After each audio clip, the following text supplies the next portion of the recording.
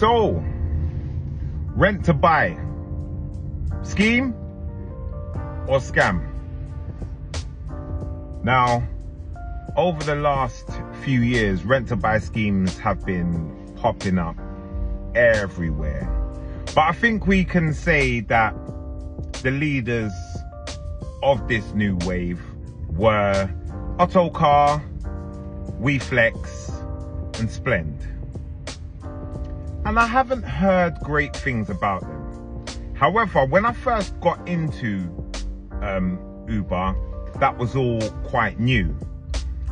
And there wasn't really a community and people didn't really talk about where to get cars from. I didn't really know many people. Most of my friends and people that I knew weren't doing Uber. It was just me. So, long story short, I found out about WeFlex. And I found out they don't do any credit checks.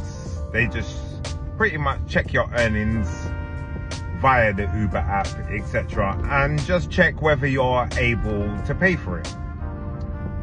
And I thought, oh, okay, that's all right. Why? Because my credit was in the toilet and finance wasn't really an option.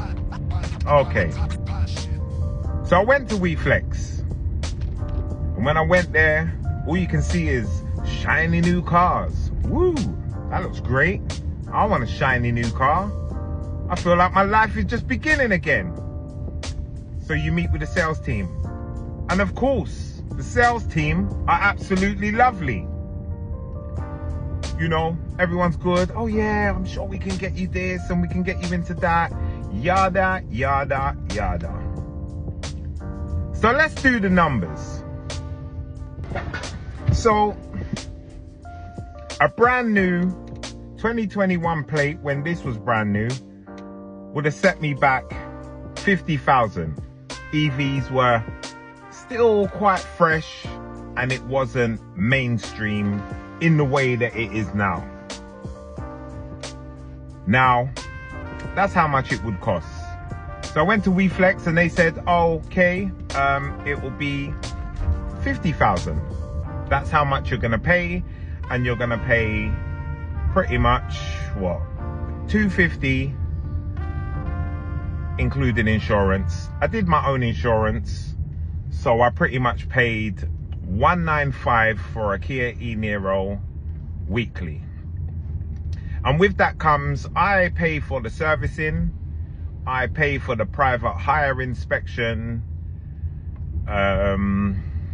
and you know, just make sure that it's fully up to date and my insurance is comprehensive, etc. Right, so 3 years, I'm returning the car. Why? Because I want to upgrade. I need a bit more space in the car. Yeah, it's time.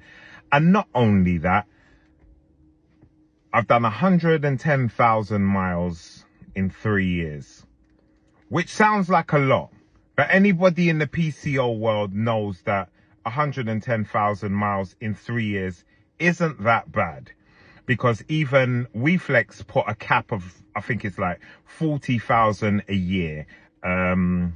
And I haven't gone over that yet, on a couple of occasions, but in all, the car, if I did exactly just under what they would advise me to do, I should be on like 120,000. Okay, so right now, if you're looking at this car, let's take this car for example that I've put on the screen, 13,400, and that's 55,000 miles. 55,000. I'm double that. 13,000. So it's gone from me paying 50,000,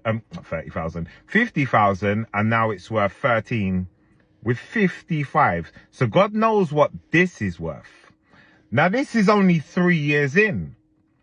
So now the 100,000's done. You know, Kia do 7-year warranty and 100,000 miles. So warranty's done. So what does that mean? That possibly mean if something major goes wrong with the car, it must be down to me. I haven't got them kind of EV money to be fixing no EV. So it's better to jump out and jump in something else.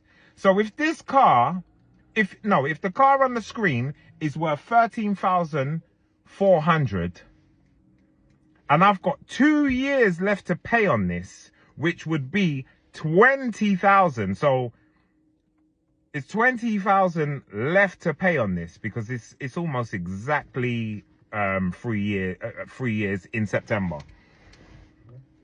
The car's not going to be worth anything by the time it's mine. Now, so the point of owning it is what?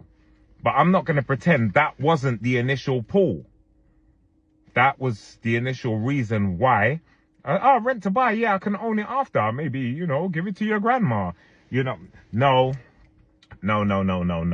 So along that journey, if you're late with your payment, £25. If you get a PCN, £15. So, you know, these little things. Now, remember, life gets in the way. You can't always work. You know, sometimes work is quiet and you're just pretty much on a hamster wheel. Now, you're going to be in that anyway.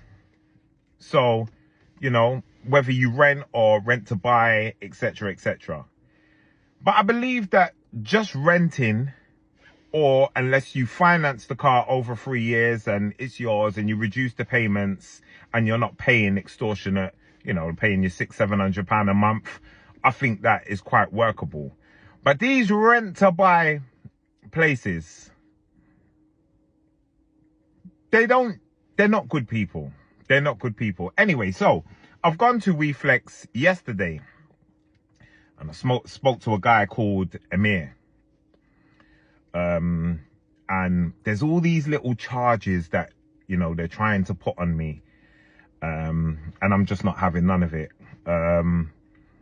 Like some deferred payment. We sorted it. Don't get me wrong. The guy's pleasant enough. But there's no customer service. They don't speak to you like people, you know. This guy just struck me as the type of guy that's just trying to prove a point in WeFlex and, I don't know, maybe get to the top and whatever. Like, there was no real customer service. It was just stiff and dry. And when I'm looking at the cars now, they're more expensive and I just don't think it's worth it. I don't think it's worth it. Because when you, say for example, you know, a lot of us have got family back home and we do things and we just want to move around and get away.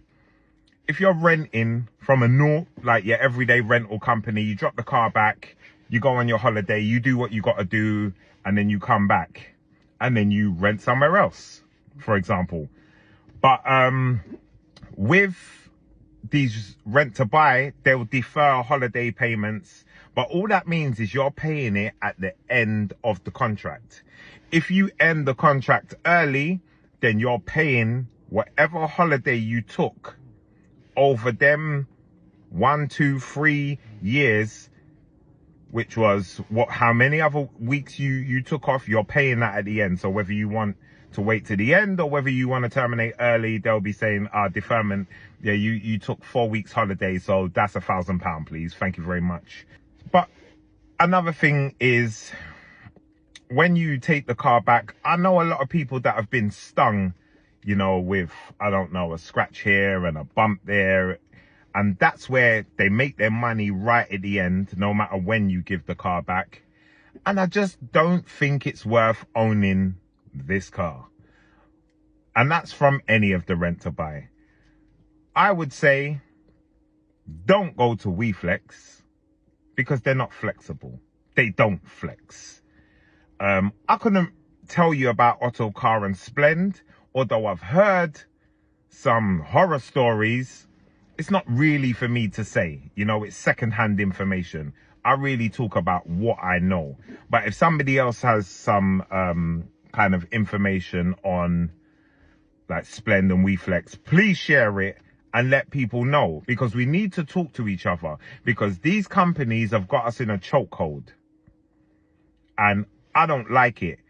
You're better off, you know, renting from someone local, PCO hire. You are better off, you know, and putting money in their pockets. These people are just trying to fleece, and I don't like it. But let me know what you think. I know I've gone on for a while. Let me know what you think.